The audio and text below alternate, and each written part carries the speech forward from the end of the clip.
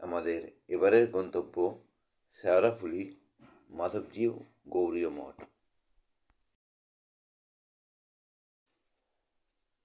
হাওড়া ব্যান্ডেল লাইনে শেওড়াফুলি জংশনে নেবে 1 নম্বর প্ল্যাটফর্মের পাশ দিয়ে নোনাডাঙ্গা রোড ধরে কিছুটা এগোলেই পড়বে জিটি রোড।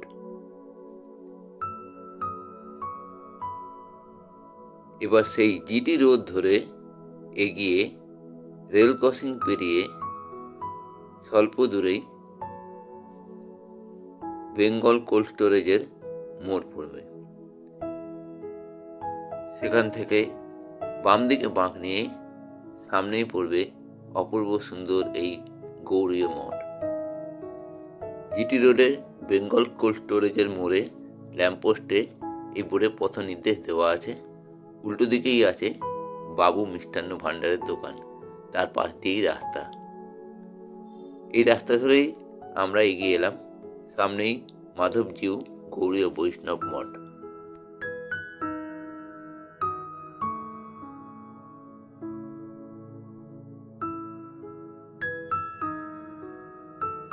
প্রথম দর্শনেই মন কেড়ে নেয় এই মঠের অপরূপ শিল্পকর্মে। মঠের মধ্যবর্তী অংশে দ্বিতলে সুন্দর মূর্তি বসানো আছে নৃসিংহদেবের।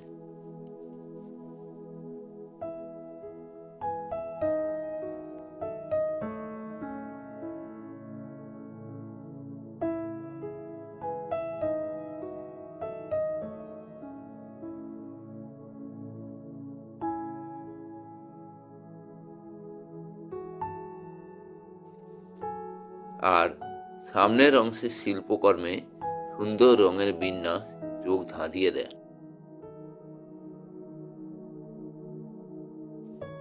লোহার মূল তোরণ পেরিয়ে মঠের ডান দিকের পথ দিয়ে ভিতরে প্রবেশ করতে হয়।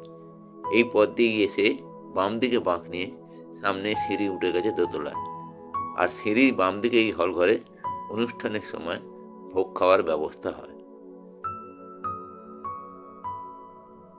সিঁড়ি দিয়ে দোতলায় উঠে ডান দিকে মন্দিরে নাট মন্দির ও গর্ভগৃহ এবং বাম দিকে সন্ন্যাসীদের থাকার ব্যবস্থা।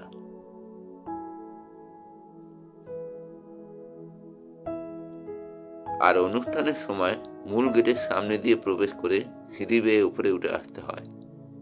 সামনে উপবিষ্ট আছেন নৃসিংহদেব, আর দেওয়াল গাছতে শ্রীকৃষ্ণের মাখন চুরি এবং আরেক দিকে কালিয়া দমনের কাহিনী সুন্দরভাবে চিত্রিত আছে।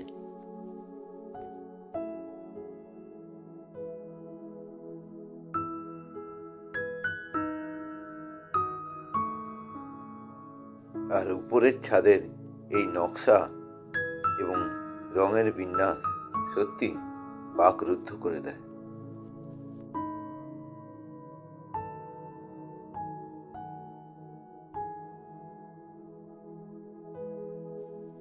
আর সামনেই নাট মন্দির, আর তার দরজার কারুকার্য খুবই সুন্দর।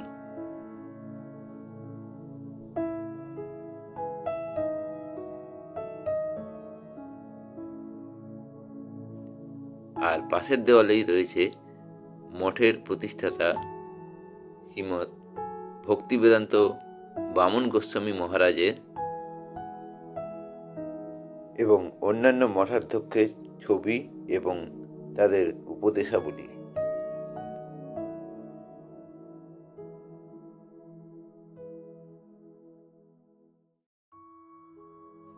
ভোগ প্রসাদের জন্য নির্দিষ্ট নির্দেশ ভক্তগণকে অনুসরণ করতে হবে এবং ভক্ত সংখ্যা বেশি থাকলে আগে থাকতে ফোনে যোগাযোগ করতে হবে।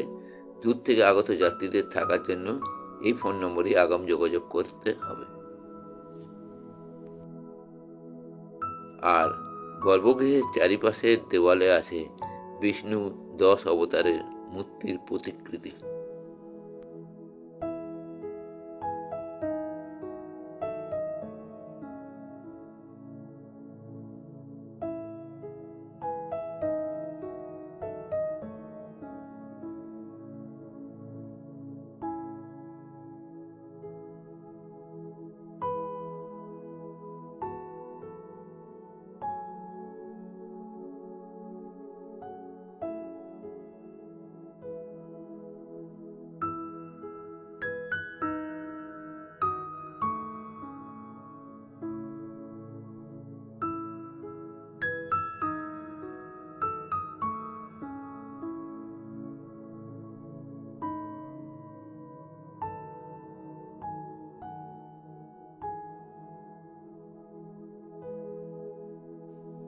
মন্দিরের প্রতিটি অংশে এত সুন্দর রঙিন শিল্পকর্ম যা অন্য কোনো মন্দিরে সচরাচর দেখা যায় না।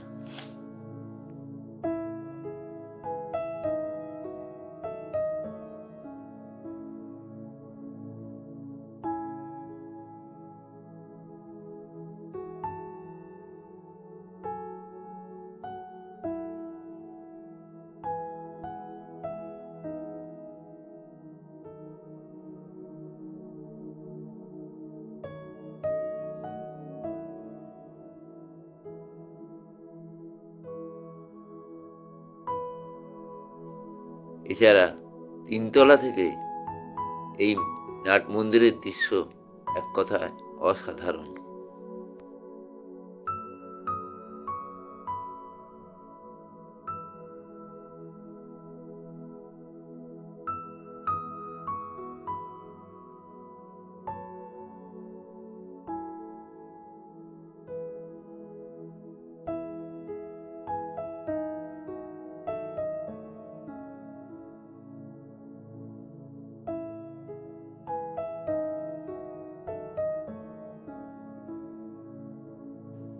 গর্ভগৃহের একেবারে সামনের অংশেই রয়েছে শিবলিঙ্গ।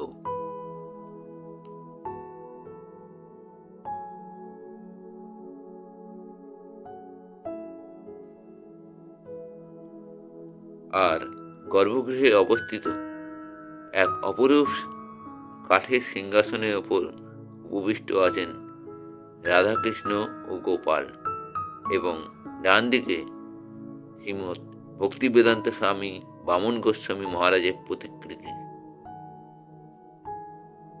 আর মধ্যবর্তী অংশে নিত্যানন্দ মহাপ্রভু, ভগবান শ্রীকৃষ্ণ এবং রাধিকা। বর্তমান মঠাধ্যক্ষের কাছ থেকে জানা গেল যে এখানকার মূল উৎসব জন্মাষ্টমী, অন্নকূট ও চৈতন্য মহাপ্রভুর আবির্ভাব দিবস।